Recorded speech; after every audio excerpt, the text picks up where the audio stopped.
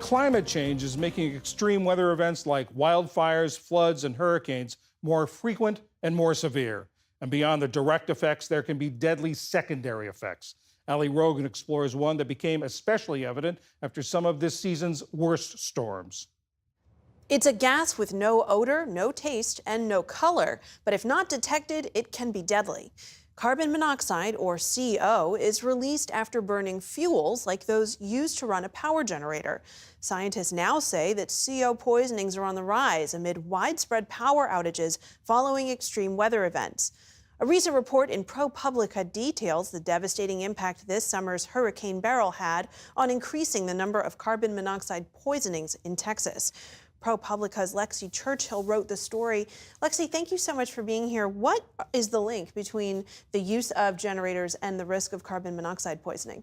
Yeah, thanks so much for having me. So, this link is something that the Consumer Product Safety Commission has actually been studying for decades. So, we know a lot about what we know now from them.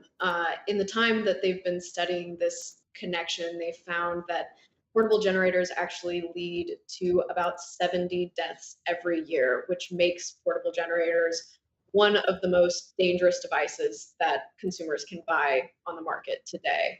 In fact, the commission has found that no other device has killed as many people from carbon monoxide poisoning as portable generators have.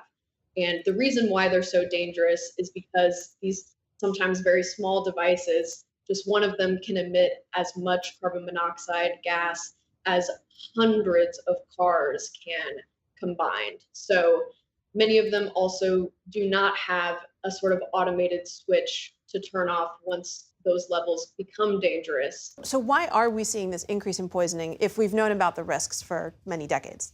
So we know from climate scientists that these extreme weather events are becoming more frequent, leading to widespread power outages that can last weeks, affecting millions of people and leave folks in the summer in the heat, trying to stave off of heat deaths, in the winter, trying to stave off hypothermia deaths as well. So we're seeing the opportunity for folks to use these portable generators increase.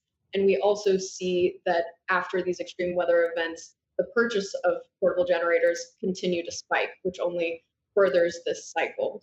And your story alludes to some people who put their portable generators very close to their house. Why are people doing that, and are the risks of doing that well spelled out for folks? So this family has actually been using a portable generator for years. They live close to Houston, so they've lived through several hurricanes, the winter storm in 2021 that caused huge widespread outages, and they're used to using this generator safely. They haven't had any issues before. So this is a family that knows the risks, knows they need to keep a generator 20 feet from their home, and just in this one instance made the mistake of moving it slightly closer. And they put it under their porch in anticipation of rain from the hurricane to keep the generator safe so their power could continue to run. Unfortunately, that led to all three family members being hospitalized and having to be treated by the most extreme level, considering that doctors told them they were minutes away from dying. So we see instances like this of families who do know the risks that maybe make a simple mistake, but we also see a lot of families that don't understand the dangers of these portable generators or other devices like running a car in your enclosed garage and other instances like that that can also emit dangerous levels of carbon monoxide. The families you profile in your story were in Texas, which has relatively lax requirements when it comes to carbon monoxide poisonings. Is there a correlation between the increase in poisonings and states that do not have strong detector regulations? So I would make one slight point there. When we first started reporting on this in 2021, after the winter storm Uri I mentioned before, at that point, Texas did not have any statewide requirement, which was one of only a handful of states at the time that didn't have any protections. Since Winter Storm Uri, they've passed an updated code that now requires CO detectors in some new buildings and renovated buildings as well, which of course is only a fraction of buildings in the state and leaves millions and millions of homes unprotected. So this isn't something I've seen has been directly studied, but certainly public health officials tell us that carbon monoxide detectors are the only surefire way to prevent these poisonings. As you mentioned at the beginning, you cannot smell this gas, you cannot see it. There is no way to sense it other than whether a carbon monoxide detector tells you the levels are growing to be more dangerous.